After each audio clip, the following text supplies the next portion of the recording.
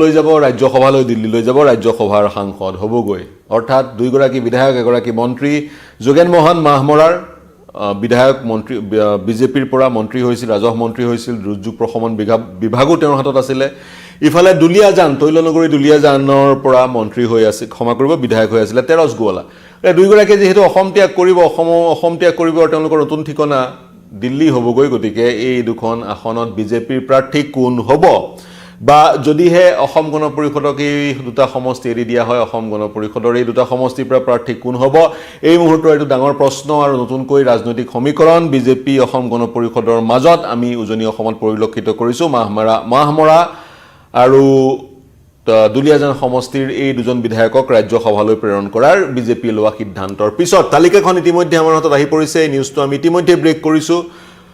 ৰাজ্যসভালৈ বিহাৰৰ পৰা যাব শ্ৰী নীতিন নবীন নতুন নৱনিৰ্বাচিত বিজেপিৰ ৰাষ্ট্ৰীয় সভাপতি শিৱেশ কুমাৰ যাব অসমৰ পৰা তিনিখন আসন খালী হৈছে যি 6 বছৰীয়া কাৰ্যকাল সেই কাৰ্যকাল সমাপ্ত হৈছে কাৰ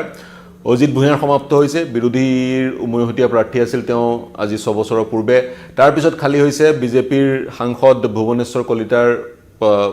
আসনখন কাৰণ তেওঁ 6 বছৰীয়া কাৰ্যকাল সমাপ্ত কৰিছে আৰু তৃতীয়তে খালী হৈছে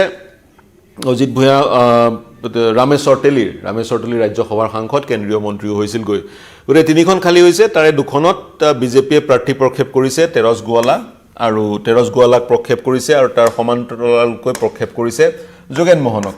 আৰু তৃতীয়খনত কোন হ'ব ইতিমধ্যে চৰ্চা চলি আছে প্ৰমোদ বড়োৰ নাম প্ৰমোদ বড়ো ইউপিপিএলৰ মুৰব্বী এবাৰ বিটিচিৰ পৰিষদীয় নিৰ্বাচনত প্ৰমোদ বড়োৰ দলটো পৰাজিত হৈছিল আৰু প্ৰমোদ বড়োক দিল্লীলৈ প্ৰক্ষেপ কৰি ইয়াতে বিপিএফক দপদপাই থকাৰ পথ প্ৰশস্ত কৰাৰ এক চিন্তা চৰ্চা বিজেপিয়ে কৰিব পাৰে সকলো সমস্ত ৰাজনৈতিক ক্ষমতা এক ধৰণেৰে বিপিএফৰ মুৰব্বী হাগ্ৰামা মহিলাৰিক দি প্ৰমোদ বড়োক দিল্লীত একমোডেট কৰি তেনে ধৰণৰ এক বেলেন্সিং এক্টে বিজেপিয়ে বিশেষকৈ বড়োলেণ্ডৰ ৰাজনীতি কৰাৰ অৱকাশ আছে পুনৰ মূল বিষয়টোলৈ আহোঁ এতিয়া মাহমৰা আৰু দুলিয়াজানৰ প্ৰাৰ্থী কোন হ'ব মাহমৰাত তপন গগৈ আসুৰ প্ৰাক্তন সভাপতি তথা যোৰহাটত গৌৰৱ গগৈৰ হাতত পৰাজিত হোৱা বিজেপিৰ নেতা তপন গগৈক মাহমৰাৰ পৰা প্ৰাৰ্থিত্ব প্ৰদান কৰিব নেকি নে তপন গগৈক একেবাৰে লাগি কৰা হ'ল কিছুদিনৰ আগতে তপন গগৈৰ ফেচবুক পেজত কিছুমান গুফা বা আমি ভুল পৰিলক্ষিত কৰিছিলোঁ সেই ভুলবোৰ ডেলিভাৰীত আছিল নে সেই ভুলবোৰ সঁচাকৈ ভুল আছিলে সেই বিষয়বোৰ প্ৰাসংগিক আৰু আলোচনাৰ অৱকাশ আছে তপন গগৈৰ ফেচবুক পেজৰ পৰা প্ৰিয়ংকা গান্ধীক আদৰণি জনোৱা হৈছিল তেওঁৰ অসম ভৱনৰ যি কি নহওক মাহমৰাত কিন্তু তপন গগৈৰ নামটো চৰ্চালৈ আহিছে তপন গগৈ প্ৰতিদ্বন্দ্বী কংগ্ৰেছৰ পৰা কোন হ'ব যিহেতু মাহমৰাৰ পৰা যোগেন মোহন আঁতৰিল যোগেন মোহন মাহমৰাৰ বিজেপিৰ প্ৰাৰ্থী নহয় নিশ্চিত তপন গগৈ হ'ব পাৰে তপন গগৈৰ বিৰুদ্ধে কোন হ'ব মাহমৰাত কিন্তু গৌৰৱ গগৈৰ নামটো চৰ্চালৈ আহিছে প্ৰথম কথা গৌৰৱ গগৈ এইবাৰ বিধানসভা নিৰ্বাচনত এজন প্ৰাৰ্থী হোৱা কংগ্ৰেছৰ প্ৰাৰ্থী হোৱাৰ পূৰ্ণ সম্ভাৱনা আছে যোৰহাটত তেওঁৰ নামটো চৰ্চালৈ আহিছিল কিন্তু যোৰহাটত তেওঁ শেহতীয়াকৈ আমি খবৰ পোৱা মতে নিৰ্বাচনত অৱতীৰ্ণ নহয় বা তেওঁৰ প্ৰথম পছন্দ যোৰহাট কিন্তু নহয় ইয়াৰ বিপৰীতে কি হ'ব পাৰে পিতৃ সমষ্টি তিতাবৰ হ'ব পাৰে মাৰ্ঘেৰিটাও এটা সময়ত 2 বছৰৰ কাৰণে তেওঁৰ পিতৃ তৰুণ গগৈ সমষ্টি আছিল কিন্তু মাৰ্ঘেৰিটাত যিহেতু প্ৰতীক বৰদলৈ আছে প্ৰদ্যুৎ বৰদলৈ পুত্ৰ গতিকে মাৰ্ঘেৰিটাত গৌৰৱ গগৈ সোমোৱাৰ কোনো অৱকাশ নাই ডিমৰ একাংশ ৰাইজে বা কংগ্ৰেছীয়ে গৌৰৱ গগৈ ডিমৰ প্ৰাৰ্থী হোৱাটো বিচাৰিছিল কিন্তু এই শেহতীয়াকৈ গৌৰৱ গগৈয়ে মাহমৰাৰ প্ৰাৰ্থী হোৱাৰ মন মেলিছে যদিহে মাহমৰাত তপন গগৈ বনাম গৌৰৱ গগৈ হয় তপন গগৈয়ে যোৰহাটৰ প্ৰতিশোধ লোৱাৰ এক সুযোগ পাব যদিহে পাৰে গৌৰৱ গগৈক পৰাভূত কৰিবলৈ তপন গগৈৰ ৰাজনীতিত বা বিজেপিত পুনৰ স্থিতি গজগজীয়া হ'ব আৰু যদি তাকে নোৱাৰে তপন গগৈ এলাগি হোৱাৰ পথ একেবাৰে প্ৰশস্ত হ'ব তাৰ পিছত আহোঁ দুলিয়াজানলৈ দুলিয়াজান তৈলনগৰী দুলিয়াজানৰ সাংসদ তেৰছ গোৱালা ক্ষমা কৰিব বিধায়ক তেৰছ গোৱালা দুলিয়াজানত যিহেতু টি ট্ৰাইব আছে 35% দুলিয়াজানত ভোটাৰৰ সংখ্যা হৈছে কিমান 1,76,000 এইবাৰ যি ডিলিমিটেশ্যন হ'ল ডিলিমিটেশ্যনৰ পিছত দুলিয়াজানৰ ভোটাৰৰ সংখ্যা হ'লগৈ 1,76,000 মই লিখি দিছোঁ পৰিসংখ্যাটো তাৰে টি ট্ৰাইব আছে 35% আৰু আহোম আছে 23% টি ট্ৰাইব হৈছে 35% আৰু আহোম কিমান আছে আহোম আছে 23% অৰ্থাৎ নিৰ্ণায়ক ভূমিকা দুলিয়াজানত আইদাৰ টি ট্ৰাইবে ল'ব নহ'লে আহোমে ল'ব নেপালী 7% আছে বেংগলী হিন্দু 6% আছে এছচি আছে 6% আৰু হিন্দু ধৰ্মাৱলম্বী অসমীয়া আছে 5% গতিকে দুলীয়াজানত তেৰছ গোৱালাৰ বিৰুদ্ধে এণ্টি ইনকাম্বেঞ্চি আছিলে বুলি বিভিন্নজনে ক'ব খোজে যিহেতু তেৰছ গোৱালা আঁতৰিল তেৰছ গোৱালাৰ ঠাইত যিহেতু ৰামেশ্বৰ তেলীক ৰাজ্যসভাৰ পৰা এইবাৰ বঞ্চিত কৰা হ'ল মই হোৱাইট বৰ্ডখন ব্যৱহাৰ কৰিছোঁ ৰামেশ্বৰ তেলীক পুনৰ দুলীয়াজান দি দিয়া হ'ব নেকি ৰামেশ্বৰ তেলী সেই সময়ৰ পৰাই বিধায়ক যি সময়ত বিজেপিৰ অসমত একেবাৰে শক্তি নাছিল 2001ৰ পৰাই ৰামেশ্বৰ তেলীৰ বিধায়ক বিজেপিৰ যিখন ফ্লেগ সেই ফ্লেগখন বিধানসভাত এককভাৱে অকলশৰে সেই ফ্লেগখন উৰুৱাইছিল ৰামেশ্বৰ তেলীয়ে তেওঁক ৰাজ্যসভালৈ পঠোৱা হ'ল কেন্দ্ৰীয় মন্ত্ৰী বনোৱা হ'ল গতিকে এইবাৰ ৰামেশ্বৰ তেলীয়ে পুনৰ দুলীয়াজানৰ পৰা টিকেট লাভ কৰিব নেকি তেৰছ গোৱালাক পঠিয়াই দিয়া হ'ল তেৰছ গোৱালা আউট ৰামেশ্বৰ তেলী ইন এনে ধৰণৰ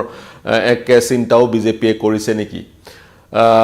তাৰ বিপৰীতে যদিহে ৰামেশ্বৰ তেলীক নিদিয়ে ৰাজ্যসভাটো তেওঁক পঠিওৱা নহ'ল তেওঁক আন ক'ত একমোডেট কৰা হ'ব এই এক ডাঙৰ প্ৰশ্ন আৰু যদি তেৰছ গোৱালা ইতিমধ্যে আউট ৰামেশ্বৰ তেলীক নিদিয়ে যদি আন কাৰোবাক দিব বিচাৰিছে শংকৰজ্যোতি বৰুৱাৰ নামটো আহিছে শংকৰজ্যোতি বৰুৱাৰ নামটো চৰ্চালৈ আহিছে ইন্দ্ৰ গগৈৰ নামটো চৰ্চালৈ আহিছে শংকৰ বৰুৱা আৰু ইন্দ্ৰ গগৈ এই দুয়োগৰাকী প্ৰাৰ্থীৰ নামো চৰ্চাত আহিছে ইন্দ্ৰ গগৈ আৰএছএছৰ ঘনিষ্ঠ বুলি বিভিন্নজনে ক'ব খোজে গতিকে দুলীয়াজানত আমি তিনিজনৰ নাম পালোঁ শংকৰ বৰুৱা ইন্দ্ৰ গগৈ আৰু ৰামেশ্বৰ তেলী তেৰছ গোৱালা ইতিমধ্যে আউট গতিকে এইকেইজনৰ ভিতৰত কোনে পাব ই এক ডাঙৰ প্ৰশ্ন মাহমৰাৰ আমি ইতিমধ্যে তপন গগৈ বনাম গৌৰৱ গগৈ হোৱাৰো পূৰ্ণ সম্ভাৱনা আছে তপন মাহমৰাত আকৌ অসম জাতীয় পৰিষদৰ মানিক গগৈ নামৰ এগৰাকী নেতায়ো সেই আসনখন বিচাৰি আছে যদি মাহমৰাৰ ডেমোগ্ৰাফিলৈ চাই মাহমৰাত সমষ্টি পুনৰ নিৰ্ধাৰণৰ পিছত ভোটাৰৰ সংখ্যা হ'লগৈ 1,47,000 1,47,000 মাহমৰাত ভোটাৰৰ সংখ্যা তাৰে আহোম আছে 38% আৰু টি ট্ৰাইব আছে কিমান জানেনে টি ট্ৰাইব আছে আপোনাৰ 34% গতিকে মাহমৰা আৰু দুলীয়াজানৰ জনগাঁথনি প্ৰায় সমান দুইটা সমষ্টিতে আহোম নতুবা টি ট্ৰাইবে নিৰ্ণায়ক ভূমিকা পালন কৰিব গতিকে মাহমৰাত সেই কাৰণেই দুগৰাকী আহোম ৰাজনৈতিক নেতাৰ মাজতে যুঁজখন হোৱাৰ পূৰ্ণ সম্ভাৱনা আছে অৰ্থাৎ তপন গগৈ বনাম গৌৰৱ গগৈ পুনৰ কৈছোঁ গৌৰৱ গগৈক পৰাভূত কৰি তপন গগৈ যোৰহাটৰ প্ৰতিশোধ লোৱাৰ এইবাৰ সুযোগ পাব নেকি এইটো এটা ডাঙৰ প্ৰশ্ন মাহমৰা হৈছে চৰাইদেউ জিলাৰ এটা সমষ্টি আৰু দুলীয়াজান হৈছে ডিব্ৰুগড় জিলাৰ এটা সমষ্টি গতিকে ৰাজ্যসভাৰ প্ৰাৰ্থী বিজেপিয়ে ঘোষণা কৰাৰ পিছতেই উজনিৰ ৰাজনৈতিক সমীকৰণত পৰিৱৰ্তন আমি পৰিলক্ষিত কৰিছোঁ আৰু পৰিসংখ্যাৰ ফালৰ পৰা এই দুগৰাকী ৰাজ্যসভাৰ বিজেপিৰ প্ৰাৰ্থী আৰু তেওঁলোক জয়ী হোৱাটো নিশ্চিত বিজেপিয়ে আৰু এজন নেতাক জয়ী কৰাই আনাৰ আজিৰ তাৰিখত তেওঁলোক স্থিতিত আছে কাৰণ যিহেতু ৰাজ্যসভাৰ প্ৰাৰ্থীৰ কাৰণে এই মুহূৰ্তত যদি AIUDF আৰু কংগ্ৰেছ একেলগ হৈ যায় তেতিয়া যিহেতু তেওঁলোকে নিৰ্বাচনত মিত্ৰতা স্থাপন কৰা নাই এক ভুল বাৰ্তা বা বিভ্ৰান্তিকৰ বাৰ্তা ৰাইজৰ মাজলৈ যাব পাৰে গতিকে তেনেস্থলত ৰাজ্যসভাত এগৰাকী প্ৰাৰ্থী উমৈহতীয়া বিৰোধী প্ৰাৰ্থী পঠিওৱাৰ ক্ষেত্ৰত যি এক মিত্ৰতাৰ প্ৰয়োজন একেলগ হোৱাৰ প্ৰয়োজন কংগ্ৰেছ আৰু AIUDF সেয়া চাগৈ এইবাৰ সম্ভৱ নহ'ব তেনেস্থলত তিনিওজনেই শাসক দলৰ প্ৰাৰ্থী ৰাজ্যসভালৈ এইবাৰ যোৱাৰ পূৰ্ণ সম্ভাৱনা আছে তেনেস্থলত অসমৰ পৰা যি 7খন আসন আছে ৰাজ্যসভাৰ 7খন আসনত বিৰোধীৰ প্ৰাৰ্থী এইবাৰ হৈ পৰিব 0 চাগৈ প্ৰথমবাৰৰ কাৰণে অসমৰ পৰা বিৰোধীৰ কোনো সাংসদ ৰাজ্যসভাত এইবাৰ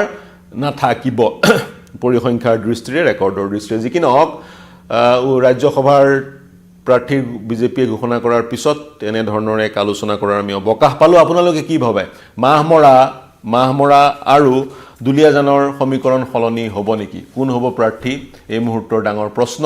আপোনালোকে যদি কিবা মন্তব্য কৰিব বিচাৰে আমাৰ ফেচবুক পেজ আৰু ইউটিউব চেনেলত প্ৰৱেশ কৰি মন্তব্য কৰিব পাৰিব অতিৰিক্ত তথ্য দিব পাৰিব অসমৰ ৰাজনীতিৰ প্ৰতিটো খবৰৰ কাৰণে চাই থাকিব নিউজ 18 অসম নৰ্থ ইষ্ট এতিয়ালৈ এৰিছোঁ ধন্যবাদ